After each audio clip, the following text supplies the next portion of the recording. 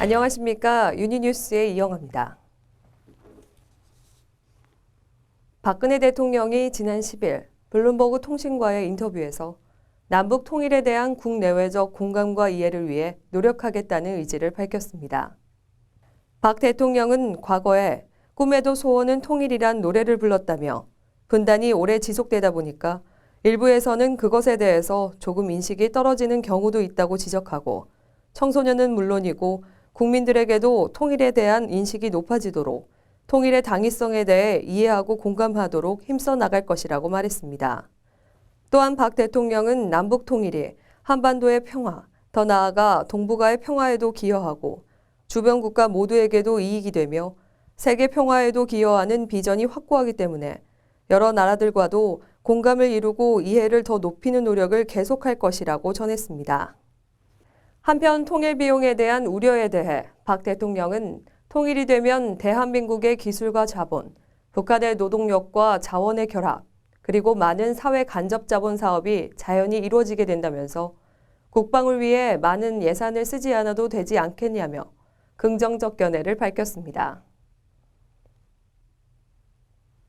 6일째 통일부 장관이 14일 통일부 출입기자단과의 신년 간담회 자리에서 새 포부를 밝혔습니다. 류 장관은 박근혜 정부 출범 2년 차인 올해 뭔가 성과를 내는 남북관계가 됐으면 좋겠다고 생각한다며 어떻게 하면 평화통일 기반 구축의 구체적 가시적 성과를 금년 연말이 되면 국민들이 체감할 수 있을지 많은 고민이 있다고 말했습니다. 류 장관은 박근혜 대통령이 신년사에서 통일은 대박이라고 언급한 것은 정부의 4대 국정기조의 하나인 평화통일 기반 구축을 추진하겠다는 각오로 해석할 수 있다고 본다며 많은 부분을 통일부가 담당해야 할 부분이며 작년보다 많은 일을 통일부가 하지 않으면 안 되는 출발점에 있다고 본다고 전했습니다. 한편 이산가족 상봉과 금강산 관광 재개를 연계하려는 북한의 입장에 대해서는 인도적 사업과 협력 사업으로 구분하여 인도적 사업은 인도적 차원에서 해야 한다는 정부의 입장을 밝혔습니다. 통일부는 2014년 들어 처음으로 민간단체의 대북 인도 지원을 승인했습니다. 박수진 통일부 부대변인은 이날 정례 브리핑에서 남북 나눔, 섬김, 결의사랑 등 3개 민간단체의 대북 지원 물품 반출을 승인했다고 밝혔습니다. 이번에 반출되는 물품은 영유아 어린이들을 대상으로 하는 영양빵 재료와 분유, 내복 등으로 총 4억 2,500만 원 상당입니다.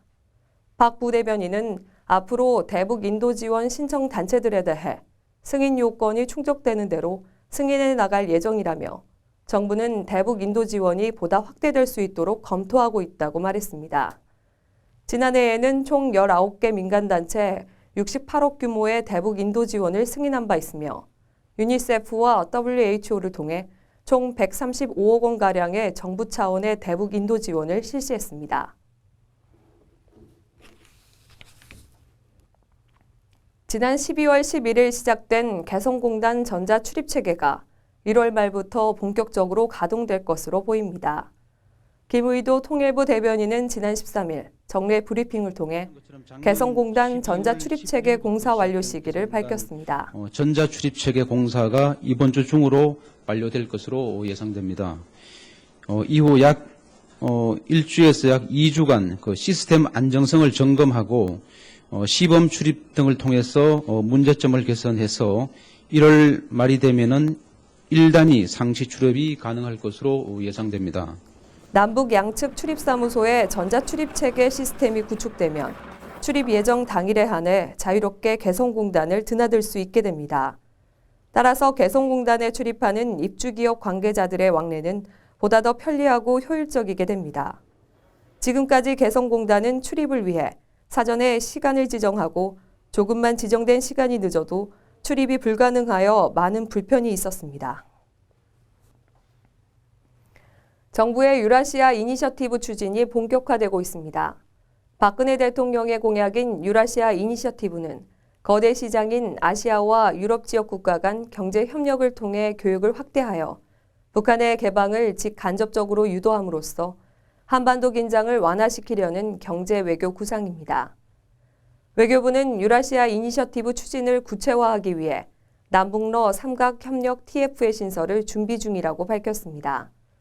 5명 정도로 구성될 이 TF는 앞으로 남북러 삼각협력 사업을 실무적으로 검토하는 역할을 맡게 되며 구체적으로는 남북러 도로와 철도, 전력망, 가스관 등과 관련된 협력 사업이 검토 대상이 될 전망입니다.